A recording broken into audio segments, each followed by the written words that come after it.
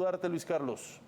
Un gusto, Omar, estar contigo y con tu auditorio. Gracias por estar con nosotros. Pues sigue el debate sobre el tema de la Guardia Nacional y su incursión en la Sedena.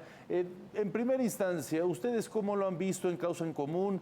¿Esto es una militarización de México por las diversas medidas que ha tomado el presidente del gobierno de Andrés Manuel López Obrador?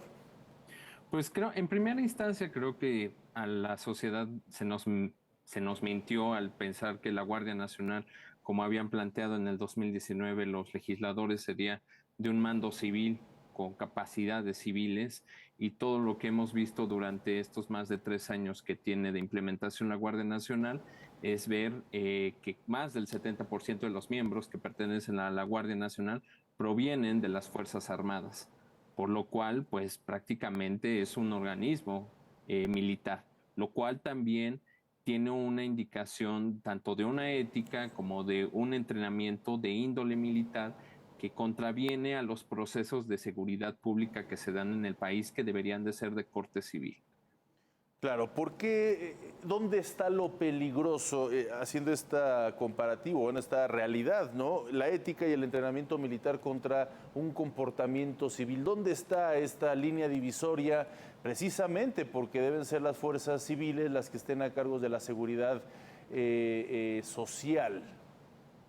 Es correcto, Mar. Creo que uno de los principales riesgos es que se incremente el peligro de un mayor número de violaciones a los derechos humanos, lo cual, pese a que el presidente constantemente en sus conferencias matutinas señala que ya no hay violaciones a los derechos por parte de las Fuerzas Armadas, y en específico de la Guardia Nacional, hemos visto, y nosotros en un ejercicio desde Causa en Común a través de Transparencia, le preguntamos a la CNDH a 3 años del establecimiento de la Guardia Nacional, desde el 2019 al 2022, ¿cuántas presuntas violaciones a derechos humanos o quejas tenía la Guardia Nacional?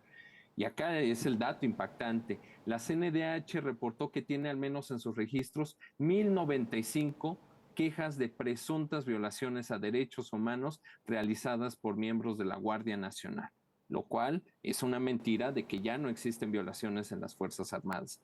Y el claro ejemplo de ello es el asesinato de un joven estudiante en Guanajuato hace algunos meses, en donde seguimos sin saber cuál ha sido el veredicto, y ese miembro de la Guardia Nacional que activó su arma y que asesinó a este joven estudiante, si ya ha sido juzgado o no. Claro. Ahora, ¿por qué crees que el presidente Andrés Manuel López Obrador, porque sí es muy contradictorio lo que estamos viendo, porque además esto no es un ejemplo único de México, lo vemos en muchas partes del mundo donde sí se apuesta a policías civiles para cierto tipo de temas y al ejército para otras, incluido las guardias nacionales de países que ha últimamente mencionado el presidente Andrés Manuel López Obrador? ¿Por qué crees, Luis Carlos, que el presidente está tan confiado, tan aferrado, tan seguro y que quiere convencer a la opinión pública, porque en los hechos todavía no se ve claro, de que está tomando las adecuadas medidas?